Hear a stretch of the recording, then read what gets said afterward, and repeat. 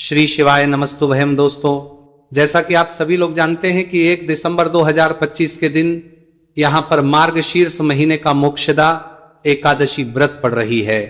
दोस्तों, ये जो सोमवार एकादशी व्रत है मार्गशीर्ष महीने में पड़ने वाला सबसे बड़ा तिथि है, क्योंकि यह मार्गशीर्ष महीने में पड़ रहा है, जिसका बहुत ही बड़ा और विशेष महत्व होता है। और ऐसा दिन पूरे साल में सिर्फ एक ही बार आता है। और दोस्तों, आप सभी लोग जानते हो कि 1 दिसंबर मार्गशीर्ष महीने के सोमवार एकादशी का अगर सबसे बड़ा कोई उपाय है तो वह 7 चने की दाल वाला उपाय।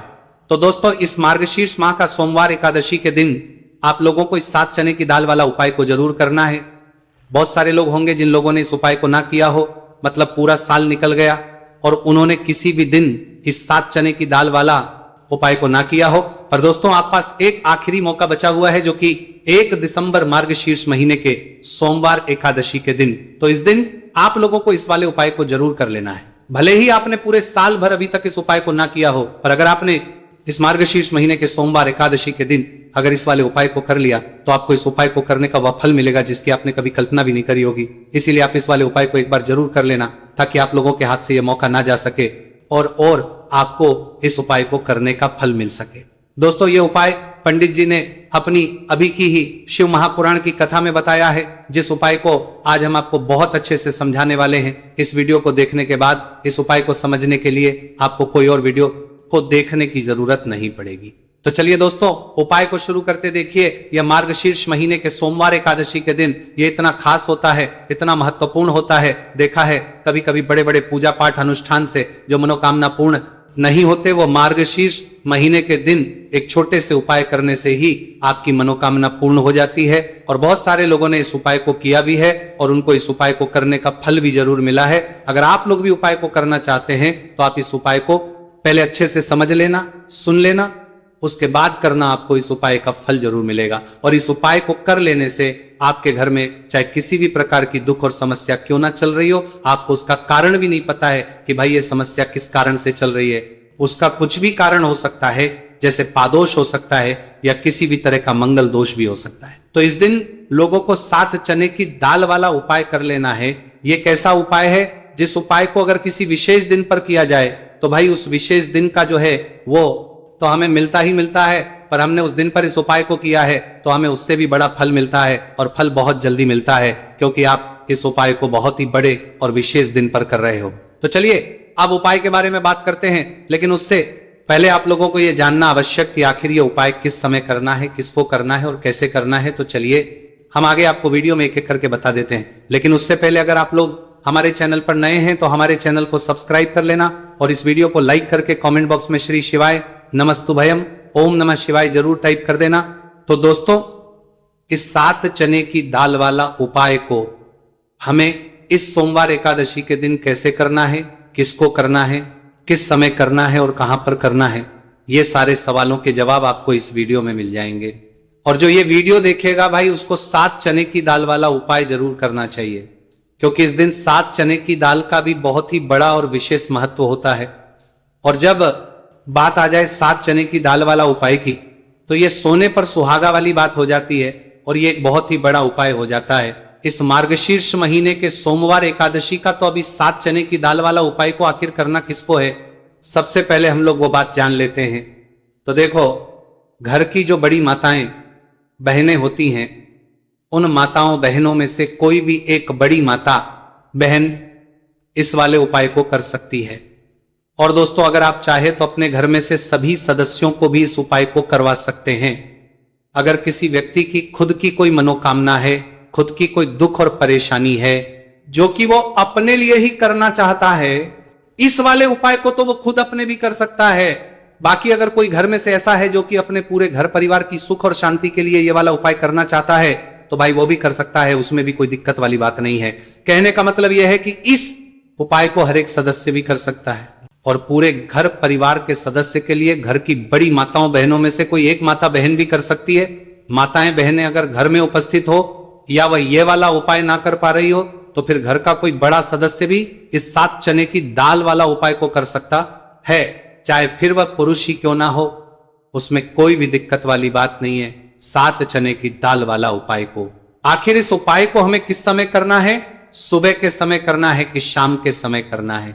तो देखो, इस वाले उपाय को आप लोग सुबह के समय भी कर सकते हो और शाम के समय प्रदोष काल में भी कर सकते हो।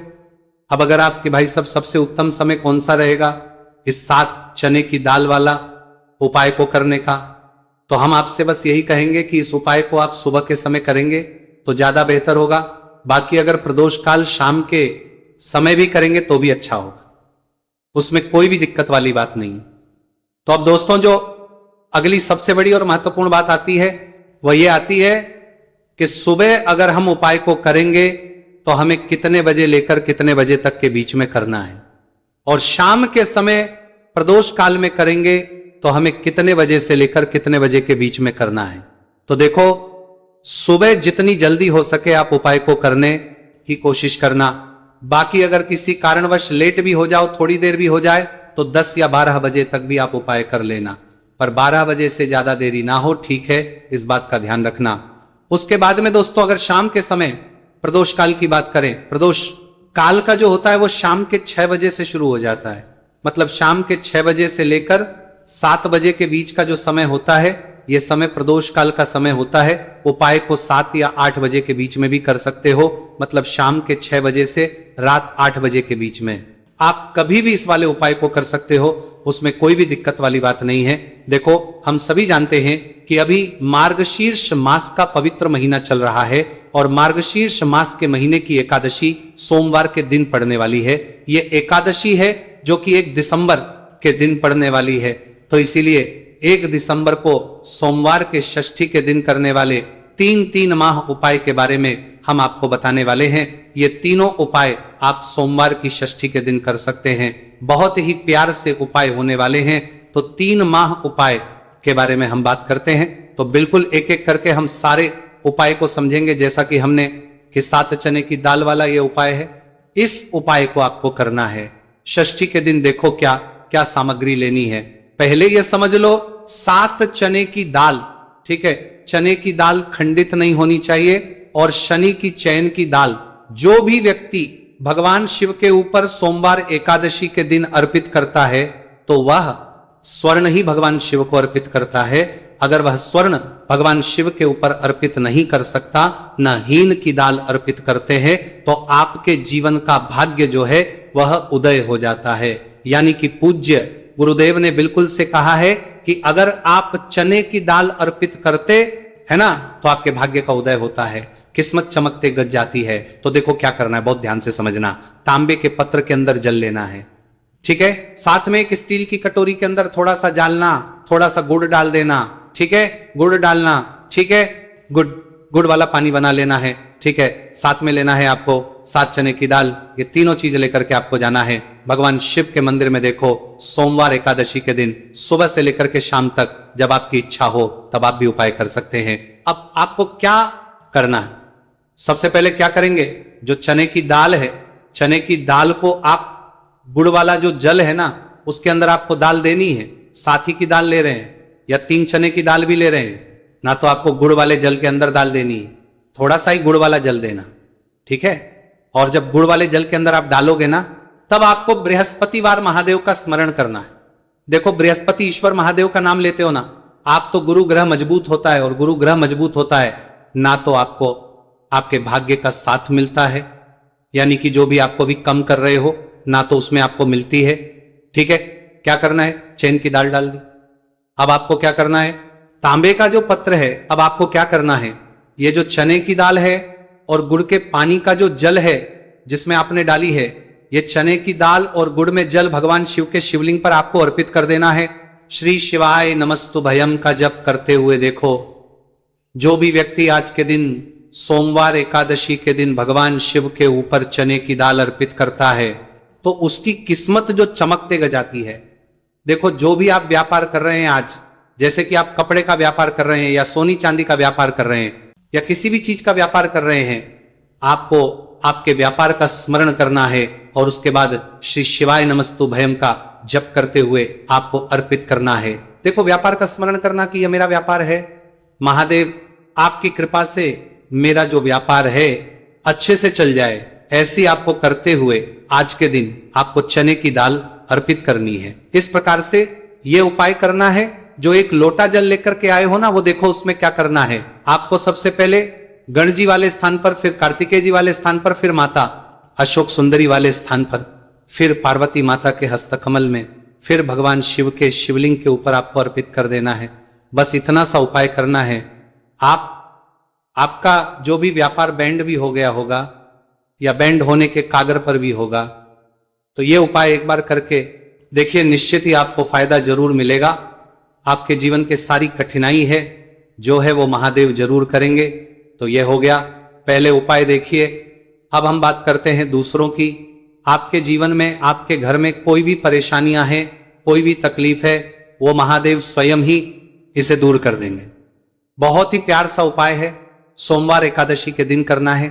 आपको लेना है पीला चंदन, ठीक है, थोड़ा सा कटोरी के अंदर पीला चंदन लेना है, साथ में तांबे के पत्र के अंदर जल लेना है। देखो बहुत ही प्यार सा उपाय है। अब आपको क्या करना है, महादेव के मंदिर में जाना है और उसके बाद देखो यह आपको 7 बिंदी वाला ये उपाय है। 7 बिंदी वाला आपके घर की सारी परेशानियां, कासन को दूर करने वाला है। यह मैं आपको सोमवार एकादशी के दिन शाम के समय, प्रदोष कल के समय करना है। देखो प्रदूषण का समय आपको सबको मालूम है ना। देखो पूज्य गुरुदेव हमेशा कहते हैं कि प्रदोष कल का जो समय होता है वह सूर्यास्त के 45 मिनट पूर्व शुरू हो जाता है और सूर्यास्त के 45 मिनट बाद तक राहत है। अब देखो 7 वाला ये उपाय है। आपको क्या करना है, आपके सीधे हाथ की चिट्ठी उंगली के पास वाली उंगली है जिसे अनामिका उंगली कहते हैं, ठीक है, अनामिका उंगली का ही उपयोग आपको करना है। देखो क्या करना है, सब पहले आपको गणेश जी वाले स्थान पर एक बिंदी लगानी है, ठीक है। फिर उसके बाद वापस से चंदन के अंदर आपकी उंगली जानी चाहिए, फिर और कार्तिक जी वाले स्थान पर अर्पित करना। फिर चंदन की कटोरी के अंदर उंगली जानी चाहिए, फिर माता शुभ सुंदर वाले स्थान पर अर्पित करना। देखो कई लोग क्या करते हैं कि गणेश जी पर लगा दी, कार्तिकेय जी पर लगा दी, फिर अशोक सुंदरी पर लगा दी, यानी कि बार बार डब्बोक नहीं है उंगली, ठीक है। तो ऐसा नहीं करना है। आपको समझ में आई आपको बात, आपको डब्बोक है उंगली, ठीक है। आपको गणेश जी वाले स्थान रिपीट कर दी, कार्तिकेय जी वाले स्थान पर कर दी, तीसरी जो है माता अशोक सुंदरी वाले स्थान पर अर्पित कर दी। देखिए चौथी जो है वो पार्वती माता के हस्तकमल के वहां पर करनी है। पांचवी जो है वो आपको जलधारी के बिल्कुल कोनी में आपको अर्पित करना है। फिर उसके बाद भगवान शिव के शिवलिंग के पीछे तरफ आपको ये कोनी में अर्पित करनी है। जो जैसे जलधारी की कोनी में अर्पित करिए का विपरीत जो शिवलिंग के पीछे ये रहा है ना, वहीं पर कोनी पर अर्पित करनी है। लेकिन तुम एक टिक्की जो है भगवान शिव के शिवलिंग पर आपको अर्पित करना है। श्री शिवाय नमस्तुभयम का जप करते हुए आपकी जीवन की जो भी परेशानियां हैं, घर के जो भी क्लेश हैं, वो सब दूर हो जाए, ऐसी कामना करते हुए आपको कुटी के लगा देनी है। और अंत में एक लोटा जल जो आप लेकर के आए हैं वह भगवान शिव के शिवलिंग पर श्री शिवाय नमस्तुभयम ओम नमः शिवाय का जप करते आप अर्पित कर सकते हैं। तो बहुत ही प्यार सा उपाय था। देखो 7 बिंदी वाला ये उपाय था। तो इस प्रकार से आपके उपाय कर सकते हैं और आपके जीवन की सारे नया घर के सारे के लिए जो है वह दूर हो जाएंगे। घर में खुशी आएगी और आपके भाग्य का दय होगा। हमने 2 उपाय के बारे में बात कर ली। अब हम बात करते हैं तीसरी उपाय की। इस उपाय के लिए आपको मंत्र एक बेलपत्र लेना है, ठीक है। बेलपत्र ले लिया, साथ में लेना है आपको पीला चंदन और उसके साथ में लेना है तांबे के पत्र के जल। ये तीनों चीज लेकर के भगवान शिवा के मंदिर में आपको जाना है। आगे आपको बात समझ में। अब इस उपाय को समझना, ये जो बेलपत्र है या बेलपत्र आपकी जो भी इच्छा है वो बोल करके मां माता अशोक सुंदरी के स्थान पर आपको टच करना है, ठीक है। रखना नहीं है, टच करवाना है। टच कैसे कराओ, गडंडे का जो हिस्सा होगा वो जल्लाद की तरफ होगा और पेट का हिस्सा महादेव की तरफ होगा। टच करके वापस से उठा लेना। और के बाद जो पीला चंदन लेकर के आए हो ना, पीली चंदन की एक टिक्की, आपको ये जो तीनों पत्तियां के बीच में जो दांडी है ना, यहां पर आपको पीले चंदन की टिक्की जो है आपको लगा देनी है। आपकी जो भी मनोकामना है वो बोल करके एक गई आपको बात समझ में। और उसके बाद ये जो बेल पत्र है महादेव के शिवलिंग के ऊपर अर्पित करना है। दंडे का हिसाब जलधारी की तरफ होना चाहिए। देखो आपकी जो भी मनोकामना है, विशेष मनोकामना, वो आपको बोलना है इस सोमवार षष्ठी के दिन। देखो जब आप अशोक सुंदरी वाले स्थान पर रखोगे तभी आपकी मनोकामना बोल करके उठाना। फिर उसके बाद भगवान शिव के शिवलिंग पर आपको चंदन लगा करके अर्पित कर देना है। तब भी आपको जल जो है वो आपको इस बेलपत्र के ऊपर आपकी जो भी कामना है वो बोल करके अर्पित कर देना है। जो भी व्यक्ति 1 दिसंबर मार्गशीर्ष महीने के सोमवार एकादशी पर पीला चंदन भगवान शिव के शिवलिंग पर इस प्रकार से करता है तो उसके भाग्य का उदय होने लगता है। तो ये उपाय भी आप कर सकते हैं। तो दोस्तों,